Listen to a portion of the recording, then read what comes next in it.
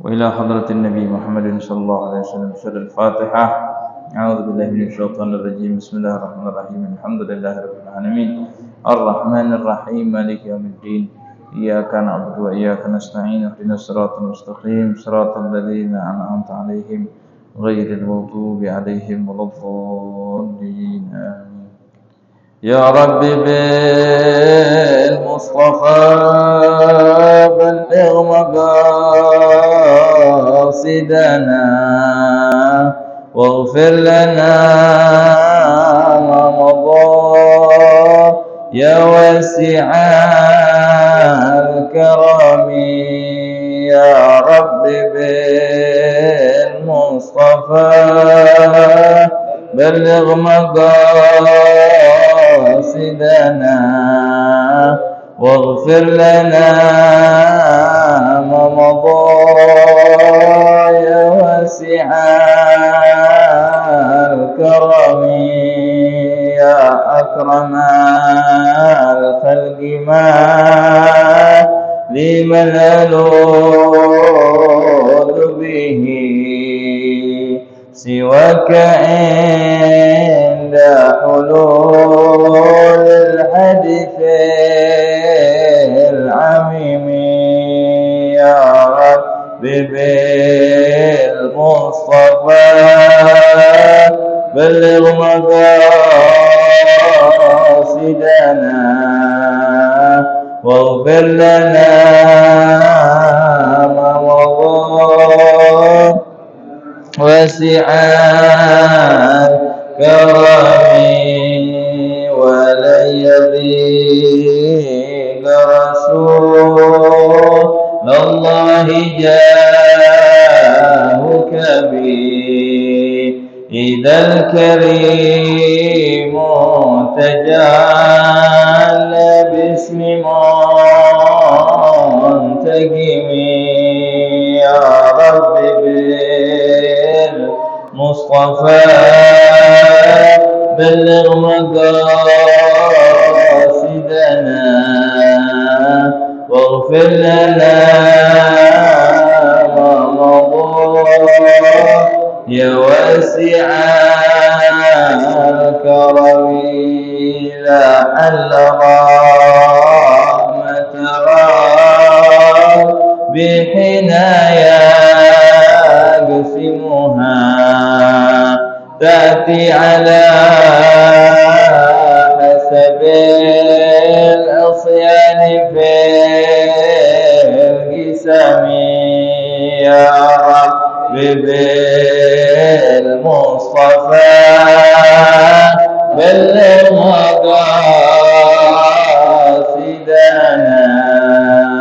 واغفر لنا ما مضى يا واسع الكرم. يا رب واجعل رجائي غير منعكس لديك واجعل حسابي غير منقرم. يا رب بالمصطفى بلغ مقاصدنا واغفر لنا ما مضى يا واسع الكرم. والتف بعبدك بالدارين له صبرا متى تدعوه الأهوال يا الهزم. يا رب بالمصطفى بلغ مقاصدنا واغفر لنا ما مضى يا واسع الكرم. فرج بها كربنا يا واسع الكرم فرج بها كربنا يا واسع الكرم يا رب بالمصطفى بلغ قاصدنا واغفر لنا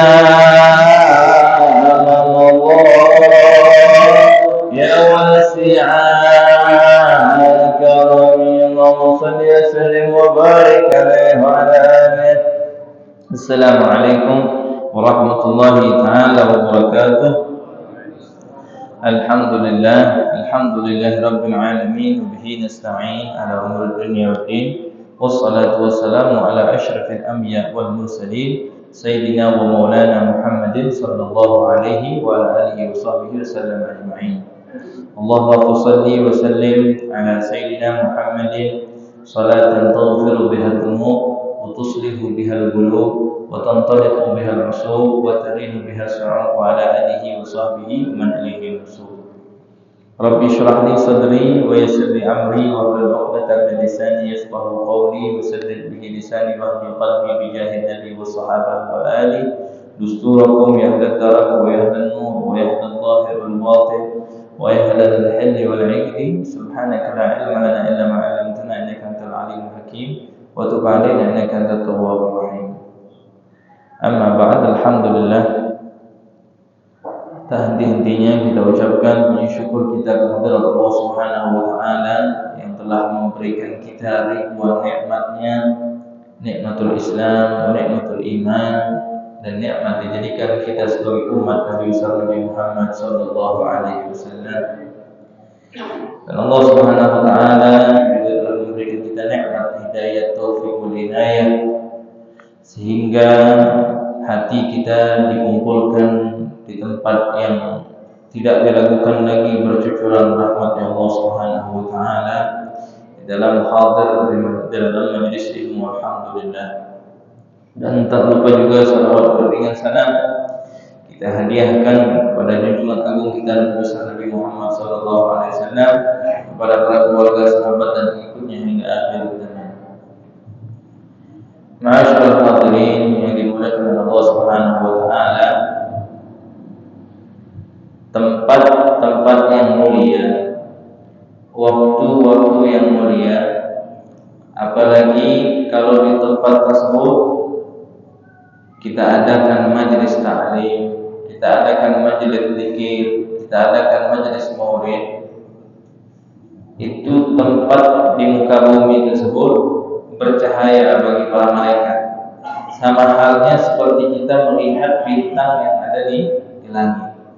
Jadi mereka, para malaikat itu melihat tempat-tempat yang ada di dunia ini yang bercahaya, itu tempat-tempat yang mulia seperti masjid, mushola, dan rumah-rumah yang di situ dibacakan atau diadakan majelis taklim, yang di situ dibacakan majelis maulid, yang di situ dibacakan majelis zikir. Jadi mereka itu melihat tempat-tempat tersebut mengeluarkan daripada cahaya. Pernah suatu hari Al-Qutb Al-Habib Abdullah bin Husain Al-Tahir, seorang wali min awliyaillah, orang yang alim al-alamah terkemuka di Hadramaut, ini bermimpi melihat rumah-rumah ini penuh dengan cahaya. Bermimpi melihat rumah-rumah itu penuh dengan cahaya. Dan beliau melihat ada satu rumah yang paling mengkilat, yang paling bercahaya, yaitu rumah daripada keponakannya sendiri, Al-Habib Abdullah bin Umar bin Yahya. Dan di rumah tersebut ada satu bagian yang mana bagian tersebut paling bercahaya. Rumah itu paling bercahaya, paling terang di antara rumah-rumah yang lain. Lalu keesokan harinya Al-Habib Abdullah bin Husain Al-Tahir bertanya kepada keponakannya, dipanggil, wahai keponakanku, semalam aku bermimpi melihat rumah-rumah ini penuh dengan cahaya. Lalu rumahmu inilah yang paling bercahaya. Apa yang kau baca di dalamnya? Habib Abdullah bin Umar bin Yahya, keponakannya, ini menjawab, aku setiap harinya mengkhatamkan Al-Quran. Setiap hari rumah tersebut dikhatamkan Al-Quran. Lalu bertanya lagi pamannya Abdullah bin Umar, lalu ada satu bagian, ada satu tempat yang tempat ini paling bercahaya. Itu kenapa? Engkau baca Quran tidak? Kalau itu bukan baca Quran lagi. Ya, tidak ada satu jarak satu jengkal kecuali aku habiskan dengan membaca Al-Quran. Tiada ada satu tangga anak tangga ini kecuali aku baca Al-Quran di situ. Nah, makanya ya semua tempat yang kita jadikan untuk beribadah itu akan menjadi saksi bagi kita. Ya, termasuk kita duduk di masjid ini, itu akan menjadi saksi nanti ila yaumil qiyamah, nanti di hari kiamat menjadi saksi. Makanya orang itu disunnahkan kalau sholat sunnah itu beda-beda tempat. Mengapa demikian? Karena tempat itu akan menjadi saksi. Oh, kalau tempat itu pernah kita sholat ini. Oh, kalau tempat itu pernah kita sholat sunnah 2 rakaat di situ. Itu semuanya akan menjadi saksi. Maka kita minta kepada Allah Subhanahu wa taala, semoga tempat-tempat yang pernah kita singgahi, tempat-tempat yang pernah kita duduki, yang pernah kita berdiri di situ menjadikan saksi yang baik buat kita nanti di hari kiamat. Ya, makanya kita kalau sholat sunnah itu kadang di pojok situ, kadang di pojok sini, kadang itu apa supaya menjadi saksi. Ya, nanti tempat tersebut akan memberikan saksi kepada Allah Subhanahu wa taala bahwa di sinilah fulan bin fulan itu pernah sholat sunnah. Nah, maka dari itu ya perbaiki kita punya ibadah, ya, perbaiki kita punya waktu, ya, kita punya tempat, kita punya rumah, isilah dengan hal-hal yang baik. Ya, rumah itu al-bait, ya, rumah itu jadikan surga kita. Ya, rumah itu jadikan surga kita. Jadi di dalam rumah itu kita baca Quran, kita sholat sunnah, kita sholat tahajud. Karena di tempat itulah yang akan memberikan saksi nanti di hari kiamat. Bahkan dikatakan, ya, seorang ulama wali min awliyaillah, waliyullah itu lebih afdol kita berkunjung ke rumahnya dibanding kita ziarah ke kuburannya. Ya, mengapa demikian? Ini ada ziarah wali Allah, ziarah wali Songo, itu lebih afdol, lebih baik kita datang ke rumahnya sholat 2 rakaat di situ dibanding kita ziarah. Bukan dalam artian ziarah tidak baik, bagus ziarah, tetapi lebih afdol kita datang ke tempat ibadahnya, khalwatnya, ma'badnya, dan kita sholat sunnah di situ. Karena mengapa? Karena di tempat situlah dia bermunajat kepada Allah, derajatnya diangkat oleh Allah, doanya dikabulkan oleh Allah. Nah itu. Ya, makanya kalau di Hadramut, ya, di mana di Hadramut itu ada satu wali min awliyaillah itu dijaga tempatnya. Oh, ini tempat sholatnya. Oh, ini tempat dia ngaji. Oh, ini tempat dia baca Quran. Dijaga semua. Hatta Imam Al-Haddad, Ratib Al-Haddad yang sering kita baca Ratib Al-Haddad tiap malam tiap malam minggu kita baca Ratib Al-Haddad. Itu Imam Al-Haddad ada satu tempat khusus untuk naruh sendal. Ya, jadi sebelum berada di sandal, Imam Al-Haddad itu enggak mau pakai sandal. Saking hormat kepada ahlu dzamban, enggak mau pakai sandal. Ya, ahli tarikh enggak mau pakai sandal Imam Al-Haddad, saking ta'zimnya kepada Syekh bin Muqaddam. Itu beliau letakkan sendalnya ada sebelum di pasar itu ada tempat satu kayak jendela kecil itu. Disitulah tempat Imam Al-Haddad menaruh sendal. Sampai sekarang itu dijadikan tempat tabarruk sama orang-orang, tempat mengambil keberkahan. Jadi sebelum dia berdakwah, pegang dulu kalau itu tempat. Ya, supaya mendapatkan keberkahan dari Imam Al-Haddad. Ya, masyaallah hadirin yang dimuliakan oleh Allah Subhanahu wa taala. Yang melanjutkan dari pelajaran kita, ya, membaca kitab Al-Akhlaq karangan daripada Alaqul Banin, karangan daripada Syekh Al-Ustaz Umar bin Ahmad Qarajat, nafa'allahu bihi wa ulumihi fid dharain amin. Kemarin masih membahas masalah nubdah min akhlaq Rasulullah sallallahu alaihi wasallam. Ya, intisari daripada akhlaknya akhlaknya Rasul Shallallahu Alaihi Wasallam. Di sini bukan seluruhnya akhlak Rasul ditulis di sini, tidak, ini cuma sedikit, sekelumit daripada akhlaknya Rasul Shallallahu Alaihi Wasallam. Wa kana idza masya yaltafit la yaltafit yaminan wa shimalan. Rasulullah Shallallahu Alaihi Wasallam itu kalau berjalan tidak noleh kanan, tidak noleh kiri. Lurus ya Rasulullah. Bukan kayak kita orang. Kalau kita orang ini berjalan noleh kanan, noleh kiri. Apalagi kalau ada terjadi keributan, noleh kanan, berhenti dulu. Suruh dia, fudul gitu ya. Fudul. Mau tahu urusan orang lain. Fudul gitu ya. Kalau Rasulullah itu jalan lurus, lain hal kalau ada orang yang minta tolong, baru kita tolong. Kalau tidak bisa kita tolong, ya kita tidak bisa tolong, tidak bisa itu sudah kita jalan lurus. Adapun kalau dia membutuhkan pertolongan kita orang tersebut dan kita bisa menolongnya, tolong. Ini jangan kita jalan lurus juga kalau tidak bisa. Ya. Ini menunjukkan Rasulullah SAW itu tidak fudul orangnya. Tetap jalan itu ngadep ke depan, tidak menoleh kanan, tidak menoleh di kiri. Wa idza akala la yakulu ila ayyashba. Rasulullah SAW itu kalau makan tidak sampai kenyang Rasulullah. Ya, sebelum kenyang itu sudah berhenti. Ya, kalau kita sampai kenyang masuk lagi, kenyang masuk lagi. Ya, sampai batas tenggorokannya nggak, kalau diistilahkan. Ya, tinggal minumnya tinggal sedikit ini. Saking banyaknya makan.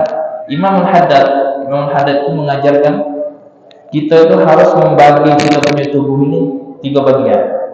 Sepertiga untuk makan, sepertiga untuk minum, sepertiga untuk bernafas. Ya, jangan 3-3-nya tadi kita masuk ke makanan, kalau agak minumnya jadi tidak bisa, nafasnya jadi sesak. Ya, jadi gunakanlah makan itu cuma sepertiga untuk makan, sepertiga untuk minum, dan sepertiga untuk bernafas. Ya, jangan sekali-kali ya makan itu kita turunkan. Ya, kita lagi demen-demennya makan, kita makan yang banyak-banyaknya. Ya, karena beberapa banyak orang yang perutnya kenyang itu bisa mengantarkan dia kepada maksiat. Ya, idza syabi'at syahwatul batn, kalau dia sudah kenyang, syahwat perutnya itu sudah kenyang, maka dia akan menuntut untuk bermaksiat kepada Allah Subhanahu wa taala. Biasanya itu kebiasaan. Ya, makanya inna syaitan yajri bani adam majrad. Sungguhnya syaitan itu mengalir daripada manusia tadi, menggoda manusia lewat jalur aliran darah. Fadhliquhu bil jub' dikatakan. Maka sempitkanlah aliran syaitan tadi dengan lapar. Ya, dengan lapar tadi. Maka ketika orang berpuasa, kalau kita lihat orang berpuasa itu, ya perutnya lapar, dia tidak nafsu nak ngapa-ngapain. Karena perutnya lapar. Coba kalau perutnya kenyang, dia pengen ini, dia pengen itu, dia pengen lain-lain sebagainya. Karena perutnya kenyang. Kalau perutnya lapar, badan dia lemes. Ya, badan dia lemes, badannya. Makanya kalau kita makan, ya diajarkan oleh Habib Abu Bakar bin Abdullah Al-Habsyi, kalau kita pengen nak makan sedikit tapi jadi kenyang, ini ada amalannya. Baca apa? Baca alam nashrah laka sadrak wa wada'na anka wizrak alladhi anqadha dhahrak wa rafa'na laka dhikrak fa inna ma'al usri yusra wa usri yusra fa idza faragta fansab fa idza rabbika farghab. Baca itu dulu. Nah, baca itu 3 kali baru kita makan. Ini insyaallah makanan kita menjadi berkah. Makanan kita menjadi sehat badan kita. Makanan kita ya meskipun sedikit menjadi kenyang. Nah, ini lebih dianjurkan makanannya ketika makan DWA, jangan makan hidangan. Maco itu atau habis maco habis dulu gitu. Ya tak? Kita baca lah masyaallah sallallahu alaihi wasallam. Hilang lalu tadi. Didului yang lainnya Kalau makan DWA dianjurkan. Kalau makan itu harus cepat-cepat bacanya. Harus cepat-cepat. Orang lain belum mulai kita baca lah. Itu juga dianjurkan sebelum kita tidur. Nah, kita tidur supaya tidur kita ini puas, supaya tidur kita ini kenyang. Banyak kan kita kalau tidur sudah berjam-jam, tapi masih capek badannya. Nah, bagaimana caranya? Itu caranya. Baca alam nashrah 3 kali sebelum tidur. Itu bisa dipakai untuk sebelum makan dan sebelum tidur. Kalau kita baca itu, insya Allah tidur kita meskipun sedikit menjadi pulas tidur kita. Ya, itu diajarkan oleh Habib Abu Bakar Abbas bin Abdullah Al-Habsyi di dalam kitab Tadhkirul Mustafa. Ya, Rasulullah sallallahu alaihi wasallam, "Wa idza akala la ya'kulu illa yashba." Amalan biqouli ta'ala, mengamalkan daripada firman-Nya Allah Subhanahu wa taala, "Wa kulu washrabu wa la tusrifu." Ya, Allah, makanlah kalian, minumlah kalian, wa la tusrifu, jangan berlebih-lebihan. Makanya sesuatu yang berlebih-lebihan itu tidak baik. Apapun itu. Sesuatu yang berlebih-lebihan tidak baik. Makan berlebih-lebihan tidak baik, minum berlebih-lebihan tidak baik, kecuali dalam hal kebaikan. Contohnya bersedekah. Ya, sedekah itu meskipun banyak, tidak boleh sedekah banyak tidak baik. Ya, tidak. La syarat fil khair dikatakan. Tidak ada kata istilah berlebih-lebihan di dalam kebaikan. Ya, kalau dalam hal berbuat baik tidak masalah. Kita berlebih-lebih tidak masalah, tidak apa-apa, malah dianjurkan. Wala tusrifu innahu la yuhibbul musrifin. Sesungguhnya Allah Subhanahu wa taala tidak suka kepada orang-orang yang berlebih-lebihan, bermubazir. Nah, ini juga bisa diartikan berlebih-lebihan dalam menggunakan air wudu. Nah, itu kita harus perhatikan. Apalagi kalau kita berwudunya di masjid. Masjid itu airnya air wadah, ya, bukan air milik sendiri. Kalau air milik sendiri itu wudhunya di rumah berlebihan, mubazir, wudhu sampai wong sebelah itu tidak wudhu lagi, dapat percikan dari yang sebelah ya, jadi dapat percikan dari yang sebelah ya, kenal percikan. Nah, ini jangan, tidak dianjurkan itu. Kalau dia berwudhu dengan air dia milik dia sendiri, itu hukumnya makruh. Kalau dia menggunakan air masjid, hukumnya haram. Perhatikan, hukumnya haram. Ya. Jadi jangan sampai kita berlebih-lebihan. Wa idza takallama iktasara ala qadril hajat. Rasulullah SAW itu kalau ngomong singkat ringkas Rasulullah. Ya, sesuai dengan hajat, sesuai dengan kebutuhan beliau. Ya, karena lisan ini bahaya, ya. Sebagian besar maksiat itu ditimbulkan dari lisan. Ya, sebagian besar maksiat itu ditimbulkan dari lisan, dari lidah. Makanya sahabat Sayyidina Abu Bakar Siddiq itu naruh batu di mulutnya. Takut akan mengeluarkan sesuatu yang tidak bertempatnya. Ya, atau ngomongin orang, atau berbohong, karena banyak. Ya, bahaya yang ditimbulkan dari lisan ini banyak. Makanya Rasulullah SAW mengatakan al-muslim man salima al-muslimuna min lisanihi wa yadihi. Rasulullah muslim itu wong yang bisa menyelamatkan dari lidahnya dan tangannya dari gangguan dia untuk mengganggu orang muslim lainnya. Itu. Bahkan Rasulullah SAW berkata dalam hadisnya, bersabda dalam hadisnya, man yajlamni baina lahyih, barang siapa yang bisa menjamin aku. Menjamin aku maksudnya apa? Dia bisa menjaga baina lahyih, di antara dua gigi gerahnya, maksudnya lidah. Wa baina rijlihi aw farjihi, atau di antara dua pahanya atau dua kakinya. Domin itulah jannah. Aku jamin dia bakal masuk surga. Maksudnya apa? Orang yang bisa menjamin lisannya tidak bermaksiat sama Allah dan bisa menjamin kemaluannya di antara dua paha, kemaluannya tidak bermaksiat sama Allah, maka aku akan jamin dia untuk masuk surga. Berarti perkara lisan ini hebat, perkara lisan ini. Ya, katanya dikatakan salamatul insan fi hifdzil lisan. Keselamatan manusia itu terletak pada dia pintar menjaga daripada lisannya. Kalau dia pintar menjaga lisannya, nah ini dia selamat. Ya, dia selamat. Ada satu sahabat Rasulullah diwasiatkan sama Rasulullah, kuffa alaika hada. Jaga kau punya ini, kata Rasulullah, lidah. Karena lidah ini bisa ya menimbulkan berbagai macam maksiat. Salah satunya ghibah. Ghibah itu sahal lisan. Mudah kita untuk mengucapkan ghibah itu, ngomong Allah, mudahnya. Ya, sahal lisan, lidah itu, apa ghibah itu. Tetapi apa dosanya asyad min thalatha wa thalathin zina. Dosanya lebih parah dibanding 33 kali berzina. Wong yang ghibah dari lisan. Ada lagi orang yang ngomong, ya dia ngejek orang sampai mengecilkan hati seseorang, nyakitkan hati orang. Itu dosanya lebih besar dibanding menghancurkan 40 Ka'bah. Hati-hati gitu. Jadi kalau kita soft talk, kita penesan, kita bercanda dengan kawan-kawan kita, dengan anak-anak majlis dan lain sebagainya, jago-jago perasaan. Kita lihat-lihat dulu. Kalau ada satu orang ini mungkin kita kira itu bercanda, tetapi dia bisa nyakitkan hati dia, bahaya. Dia merasa terzalimi, dia angkat tangannya, dia doa sama Allah, ngeri kita, takut kita. Karena doa orang yang terzalimi itu lah hijab, ada hijab lagi, langsung Allah kabulkan doanya. Jadi ma'asyiral hadirin, penting sekali kita untuk menjaga lidah. Bahkan Rasulullah SAW di dalam kitab ini mengatakan apa? Man somat najah. Orang yang diam itu bakal selamat sudah. Yang diam bakal selamat. Di hadis yang lain dikatakan apa? Man kana yu'min billah wal yawmil akhir falyaqul khairan aw liyasmut. Barang siapa yang mengaku beriman kepada Allah dan hari akhir, hari kiamat, maka berkatalah dengan ucapan yang baik atau diam sudah. Bisa tak kira-kira kita ngomong yang baik? Tidak bisa. Zikir itu tidak bisa, diam baik. Karena diam ini bakal selamat. Karena banyak uang yang kita perhatikan, banyak ngomong, banyak salah, banyak hisabnya.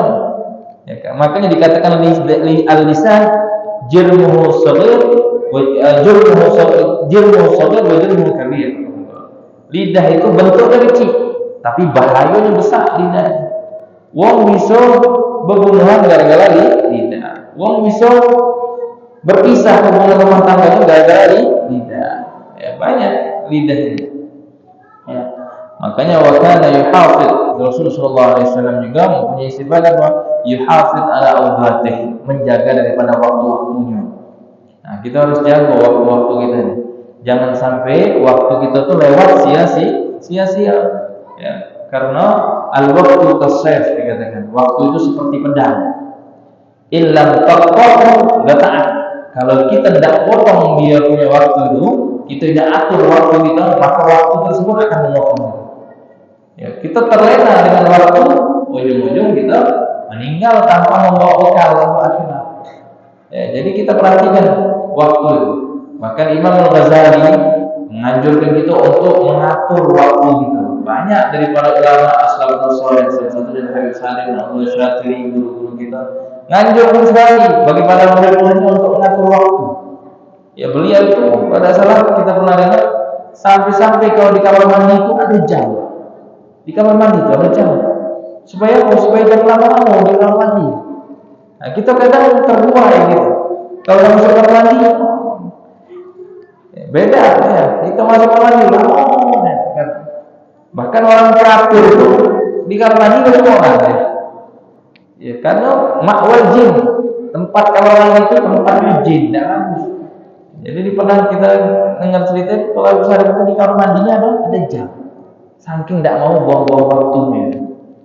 Jadi dibatasi ini berapa menit ada jam.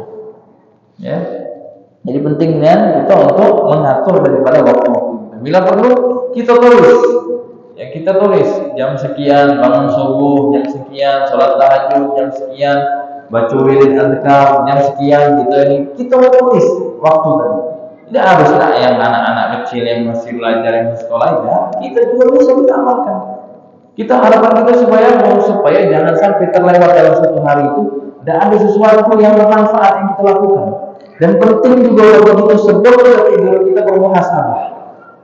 Kita hitung-hitung, ya Allah, seperti tadi salat sunnah apa yang aku lakukan? Ya Allah, sedekah tak aku hari ini? Ya Allah, baca Quran tak aku hari ini? Ya Allah, hadir taklim tak aku hari ini? Harus itu setiap hari sebelum tidur. Setiap hari sebelum tidur itu kita sisakan waktu sedikit untuk bermuhasabah, untuk introspeksi diri kita. Itu penting. Faisrifuha kullaha fi ta'ati rabbih. Rasulullah SAW itu mempunyai waktu seluruhnya digunakan untuk taat kepada Allah Subhanahu wa ta'ala. Wa fil hadits kana yadhkurullah ala kulli ahyani. Rasulullah SAW itu selalu mengingat Allah setiap keadaan. Wa yaqumu bil lail hatta tatafakkara badanah. Dan Rasulullah SAW itu bangun tengah malam sampai pecah-pecah kakinya. Rasulullah ini yang sudah dijamin oleh Allah, ghufirallahu ma taqaddama min dhanbihi wa ma ta'akhkhar. Diampuni dosa-dosa Rasulullah itu yang telah lalu atau yang akan datang. Sudah dijamin untuk masuk surga. Bahkan pintu surga itu tidak bakal buka kecuali Rasulullah SAW yang buka. Ya. Ini tetap untuk apa? Untuk bangun tengah malam, untuk beribadah kepada Allah Subhanahu wa taala. Masyaallah hadirin yang dimuliakan oleh Allah Subhanahu wa taala, ya, melanjutkan pelajaran selanjutnya mahabbatul walidain. Ini judul baru, mahabbatul walidain, cinta kepada kedua orang tua. Ya, jadi di sini akhlak ini Masya Allah, kitab akhlak ini. Kitabnya kecil, ya, tetapi ini sangat berpengaruh di dalam kehidupan kita. Ya, mahabbatul walidain. Terlebih-lebih lagi untuk anak-anak kita atau untuk kita sendiri. Ya, ini panggilannya wala. Imam Ghazali mengarang satu kitab judulnya Ayyuhul Walad. Cuma nasihat itu untuk kita kan.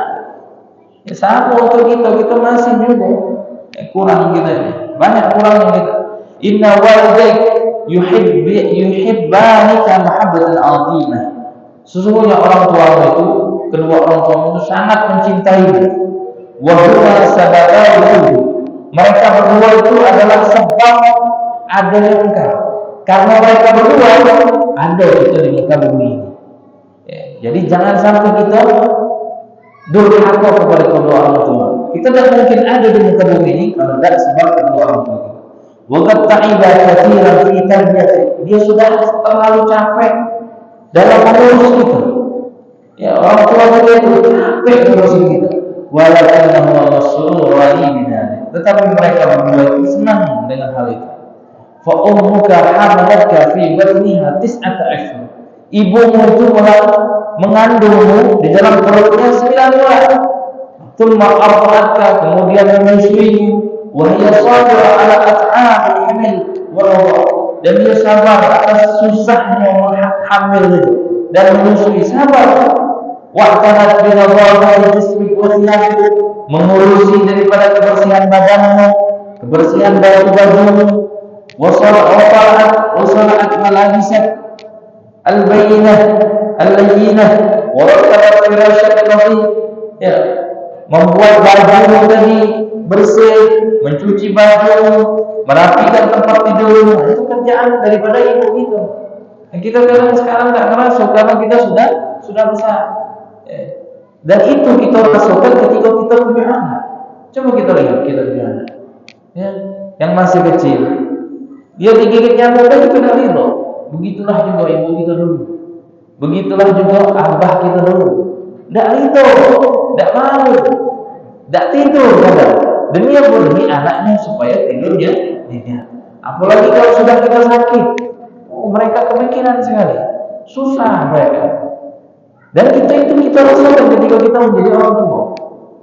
Ya, kalau mereka sakit, kadang kita bilang, ya Allah, biarlah aku bela yang sakit, pindah kalau sakit ini. Nah itu tidak bagus, itu tidak boleh. Dia tidak ngaku, dia terlalu sayang dia sama anaknya. Tetapi ngapalah dia tidak minta sembuh sama Allah. Ya Allah sembuhkanlah anakku ini. Ya, jangan minta pindah dari penyakit. Kalau minta pindah penyakitnya, anaknya sembuh. Banyak yang sakit ini. Tidak bisa nyari duit, tidak bisa, jangan dasar kok. Minta sembuh sama Allah, minta syifa. Ya, jangan minta dipindahkan. Ini kadang kebiasaan kita nih, kita minta pindah gue ini, dipindah ke Allah nya sakitnya. Nah, lah susah Allah. Ya, jadi kita minta sembuh buat mereka anak-anak kita yang sakit. Wa taradat ankal ba'ud litana mustarihan. Ya, orang tua kita dulu ya, mengusir nyamuk supaya kita tuh tidurnya pulas. Wa hafidatka fi kulli waqtin min kulli ma yu'tik. Menjaga kita setiap waktu dari hal-hal yang bisa mengganggumu. Wa idza masyaita aw ba'atta aw la'ibta aw wajadta wa hiya allati hayyat lak ta'amak. Ketika engkau berjalan, ketika engkau duduk, engkau main, engkau tidur, itu seluruhnya orang tua kita yang menjaga itu. Dan dia menyiapkan makanan kita. Dan dia mengajarkan kita ketika kita berbicara sama berjalan. Ya, jadi jangan sampai sekali-kali kita kurang ajar dengan kita punya orang tua. Ya, dikatakan falatakul lahu uff itu bukan Ya, di dalam Al-Quran itu jangan kita ngomong sama orang tua. Kalau dalam tafsirnya itu besar dosanya itu. Ah, itu arti sebenarnya itu apa? Dia mengangkat nafas, itu ufil. Jadi ketika mungkin disuruh sama orang tuanya, ini beli beras, dia tidak ngomong apalagi ngomong dia cewek. Ngerasa cak kesel ini dia, itu sudah berdosa, sudah durhaka kepada kedua orang tuanya. Ya, wa ma aktsara faraha idza tada'a tamshi aw tatakallam. Orang tua kita itu dia tidak senang, ya, tidak senang ketika kapan? Ketika kalau kita sudah bisa berjalan, kita sudah bisa ngomong, senangnya masya Allah. Ya, itu kita rasakan ketika kita punya anak. Ketika kita punya anak, kita rasakan ya, anak kita sudah bisa berjalan, anak kita sudah bisa ngomong, senangnya bukan main. Ya. Tapi sekarang kita ini yang sudah besar, kita tidak merasa. Kalau orang tua kita itu sangat ya, mendidik kita, sangat sayang sama kita. Makanya ya, bakti kepada kedua orang tua itu pahalanya sangat besar. Sampai Allah Subhanahu wa taala mengatakan apa? Wa qadha rabbuka alla ta'budu illa iyyah wa bil walidayni ihsana. Ya. Dan tidak kami perintahkan untuk kalian supaya menyembah kepada Allah Subhanahu wa taala. Ya, wa bil walidayni ihsana. Dan berbuat baiklah kepada kedua orang tua. Maksudnya bahwa berbakti kepada kedua orang tua. Ini Allah letakkan setelah Allah menyuruh hambanya untuk menyembah Allah. Kemudian apa? Allah perintahkan itu untuk berbakti kepada kedua orang tua. Berarti berbakti kepada kedua orang tua ini derajatnya tinggi ini. Ya, Allah letakkan setelah Allah memerintahkan kita untuk menyembah Allah. Kemudian kedua Allah perintahkan kita untuk berbakti kepada kedua orang tua. Dan begitu juga orang yang durhaka kepada kedua orang tua itu merupakan min akbaril kabair, daripada dosa-dosa yang besar. Iya, daripada dosa-dosa yang besar. Setelah dosa orang itu menyekutukan Allah, itu al-uququl walidain. Ya, orang yang durhaka kepada kedua orang tua. Bahkan dikatakan dalam kitab ini, nanti kita bakal pelajari, ya, tidak ada suatu dosa itu yang Allah Subhanahu wa taala adab nanti sebelum di akhirat, itu di dunia dulu sudah diadab sama Allah. Dosanya apa? Dosa orang yang durhaka kepada kedua orang tua. Dia diadab oleh Allah sebelum dia di akhirat diadab. Sebelum dia diadab, dia di dunia ini dipersulit dulu. Nah, ini terjadi pada kisah siapa? Alqamah. Alqamah ini hidup di zaman Rasulullah. Ya, hidup di zaman Rasulullah SAW. Terkenal orang yang beribadah, terkenal orang yang masya Allah. Tetapi setelah dia nikah, dia lupa semua orang tuanya. Nah, ini banyak kita ini. Sudah nikah, sudah punya anak, lupa semua orang tuanya. Sudah nikah, sudah punya anak, lupa semua orang tuanya. Hati-hati gitu. Hati-hati orang yang lupa semua orang tuanya, dia nanti punya anaknya juga bakal lupa semua dia. Karena Rasulullah SAW mengatakan dalam hadisnya, birru aba'akum tabi'ukum abna'akum. Ente berbuat baik, berbaktilah kepada kedua orang tua, nanti itu punya anak dia bakal berbakti kepada ente. Ya. Jadi kalau kita tidak galak anak kita kurang ajar dengan itu sudah aturan Allah. Al-jaza' min jinsil amal, itu segala balasan itu sesuai dengan apa yang dia kerjakan. Kalau dia berhak kepada kedua orang tua, mau dan mau punya anak, maka berhak juga kepada dia. Jadi bagaimana caranya supaya anak kita berbakti? Kita harus berbakti dulu kepada kedua orang tua. Nah, ini Alqamah setelah dia menikah lupa dengan ibunya. Lupa dengan ibunya dia. Sampai-sampai ketika dia nazak sebelum meninggal, dituntun sama sahabat Rasulullah untuk mengucapkan talbiyah, yang untuk mengucapkan syahadat, untuk mengucapkan la ilaha illallah. Tidak bisa mengucapkan. Hanya diadukanlah peristiwa tersebut, diadukan sama Rasulullah SAW. Ya Rasulullah, ini Alqamah tidak bisa mengucapkan talbiyah, tidak bisa mengucapkan la ilaha illallah. Apa kata Rasulullah? Akhirnya Rasulullah SAW yang langsung datang, yang langsung memimpin, tidak bisa juga. Akhirnya ditanya sama Rasulullah, apakah dia masih punya orang tua? Dicari-cari. Oh iya masih ya Rasulullah. Dia masih punya seorang ibu. Dia masih punya seorang ibu ya Rasulullah. Dipanggil ibu. Ya, dipanggil ibunya tidak mau. Tidak mau ibunya. Saking dia merasa sakit hati dengan anaknya, tidak mau ibunya. Kata Rasulullah, wahai ibu, ini anakmu ini lagi nazar antara mati sama tidak. Galimul maut, lagi mati ini. Katanya, ibu, apakah ada salah ini Allah ini kepadamu? Dia ini sudah lupa dengan aku ya Rasulullah. Dia sudah lupa setelah dia nikah, dia sudah lupa dengan aku. Tidak pernah lagi datang ke rumah, tidak pernah lagi menjenguk aku. Ini malah kita punya handphone, kita pernah kita punya orang tua, kita telepon setiap malam. Ya, setiap malam, setiap hari kita tanya kabarnya, kita bantu, kita nafkahi. Jangan kita salah, nafkah kepada orang tua itu nafkah itu wajib juga kepada orang tua, bukannya kepada istri anak kita kan. Kepada orang tua itu wajib bagi si anak untuk memberikan nafkah kepada kedua orang tua, meskipun orang tua itu mampu untuk usaha dulu, bekerja dulu, cari duit, wajib bagi si anak tadi. Ya, tapi kan sekarang kadang uang sudah merupakan lagi kewajiban istri sama anak ini didahulukan Ustaz. Nah, ini kalau orang tua itu wajib. Akhirnya kau kata Rasulullah, wah ibu, kalau kau tidak mau memberikan maaf kepada anakmu Al-Qamah, maka aku akan makan ya Al-Qamah.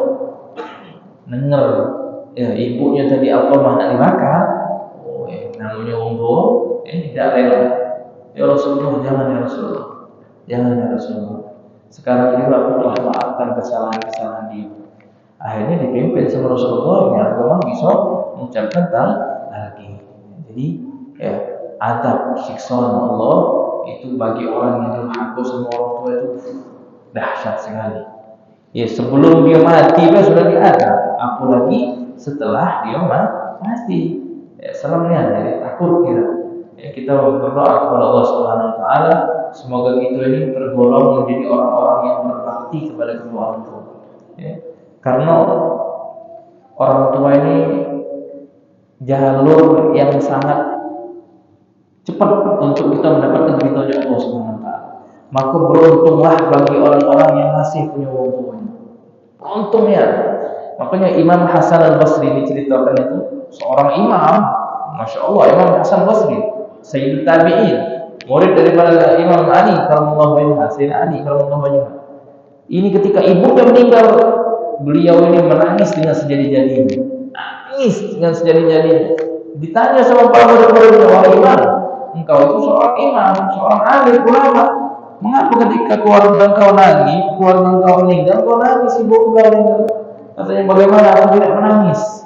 Ini adalah satu-satunya pintu untuk menuju surga dengan gampangnya lewat ibu aku. Dan pintu tersebut telah tertutup bagi aku. Makanya aku nangis. Nah, ini ya, berapa banyak para ulama as-salafus saleh, para wali dan auliya yang derajatnya diangkat oleh Allah Subhanahu wa taala berkat berbakti kepada kedua orang tua. Ya, diceritakan Uwais Al-Qarni. Uwais Al-Qarni itu tabi'in, hidup di zaman Rasulullah, tetapi tidak pernah bertemu dengan Rasulullah. Karena mengapa sibuk ngurus ke wong. Ya, ketika ingin menjumpai Rasulullah, ibunya ngomong, kalau engkau pergi ke Madinah, ya tinggal jalan namanya. Kalau engkau pergi ke Madinah untuk menemui Rasulullah, aku ini siapa yang ngurus? Akhirnya dia menggagalkan, dia tidak jadi pergi menjumpai Rasulullah sampai-sampai Rasul Shallallahu Alaihi Wasallam tahu ada namanya Uwais Al-Qarni. Dia ini uangnya di dunia ini biasa banget. Tetapi di akhirat, di langit, nama dia ini harum, nama dia ini terkenal, viral jadi di langit. Di antara para malaikat itu namanya viral. Karena apa? Karena dia berbakti kepada kedua orang tua. Sampai-sampai Rasulullah SAW yang menyuruh kepada sahabatnya Sayyidina Umar untuk apa? Datangi Uwais Al-Qarni.